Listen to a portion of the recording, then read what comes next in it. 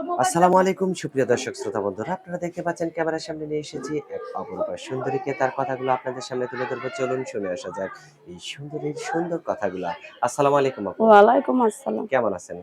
আলহামদুলিল্লাহ ভালোই আছি। আপনার নাম কি? আমার নাম খাদিজা। খাদিজা আপু, কোথায় থাকেন? রংপুর দেশের বাড়ি।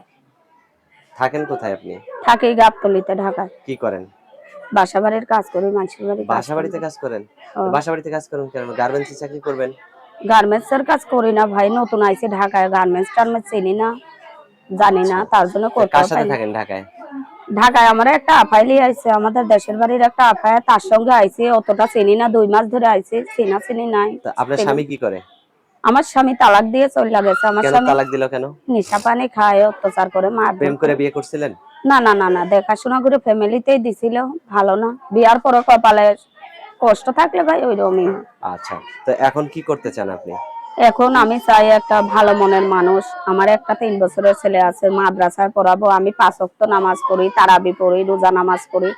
এমন একটা মহান ব্যক্তি পাইলে আমি তার কাছে বিবাহ বসবো।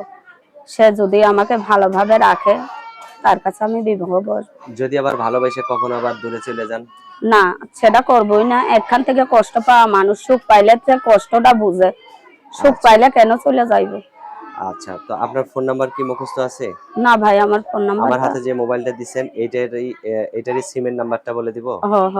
আপনি বলতে পারবেন না? আপনি বলতে পারবেন না? বলতে আমার তো লেখা নাই, মুখস্থ নাই ভাই। আমার সাথে সাথে বলবেন। হ্যাঁ। আচ্ছা বলেন। আচ্ছা আমি বলি নাম্বারটা, আমার সাথে আপনিও বলেন। আচ্ছা ভাই বলুন। 0188 0188 3টা 2 3টা 2 17 1702। 02। এটাই তো আপনার ফোন হ্যাঁ নাম্বার? ভাই, এটাই আমার ফোন নাম্বার। আচ্ছা, তো আপনার কাছে একটা আবেদন থাকবো, সেটা হলো কাউকে ভালোবেসে ফাঁকি দিবেন না। না ঠিক আছে? ভাই, আমি কাউকে ফাঁকি দেবো না। এমনই একজন মানুষ চাই। আমি ঠিক মতন জামা কাপড়ও পরতে পারি না, মানুষের বাড়ির জামা কাপড় পরে আইছি প্রতিবেদনে। আমাকে যদি ভালো চোখে দেখে বিবাহ করতে চায়, তার কাছে বিবাহ বসবো। আর এমন একটা মনের মানুষ যেন আল্লাহ আমাকে মিলাইয়া দেয়। আমার ছেলেটাকে মাদ্রাসায় পড়ানোর জন্য আমি এই দোয়াই করি দর্শকের কাছে, আমার একটা এরকমই মনের মানুষ আল্লাহ যেন মিলাইয়া দেয়। আচ্ছা ঠিক আছে আপু, ভালো থাকেন। হ্যাঁ, প্রিয় দর্শক আপনারা ভালো থাকবেন। আপনার নামটা আরেকবার বলেন আপু। আমার নাম খাদিজা। খাদিজা, ঠিক আছে খাদিজা আপু, ভালো থাকবেন। দর্শক আপনারা ভালো থাকবেন।